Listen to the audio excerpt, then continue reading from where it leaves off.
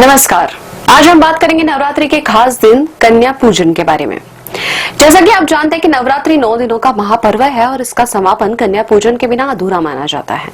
शास्त्रों में कन्याओं को देवी का साक्षात रूप माना गया है, इसलिए इस दिन 2 से 10 वर्ष तक की कन्याओं की पूजा की जाती है।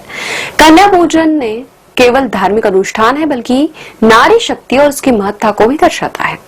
पौराणिक कथाओं के अनुसार नवरात्रि का अंतिम दिन सिद्धिदात्री देवी की पूजा का होता है। देवी मानती है कि कन्याओं के रूप में उनकी पूजा करने से शक्ति की प्राप्ति होती है। महिषासुर वध की कथा में भी देखा गया है कि देवताओं ने देवी को धन्यवाद देने के लिए कन्याओं की पूजा की थी।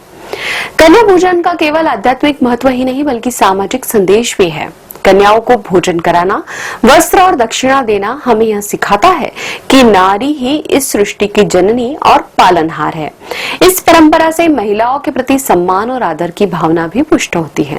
कन्या पूजन की विधि में सबसे पहले 9 कन्याओं और एक बालक को आमंत्रित किया जाता है। उनका स्वागत पैर धोकर साफ आसन पर बिठाया जाता है। इसके बाद रोली, चावल और फूल अर्पित किए जाते हैं। फिर हलवा, पूरी और चने का प्रसाद खिलाया जाता है। अंत में वस्त्र, खिलौने या दक्षिणा देकर उनका आशीर्वाद लिया जाता है। ये माना जाता है कि इन कन्याओं का आशीर्वाद सीधे माँ दुर्गा का आशीर्वाद होता है। कन्या पूजन सिर्फ एक रस्म नहीं, बल्कि यह शक्ति, सम्मान और नारीत्व की सही परिभाषा का प्रतीक है। इस नवरात्रि पर आइए हम सभी इस परंपरा का सम्मान करें और नारी शक्ति को सम्मान दें।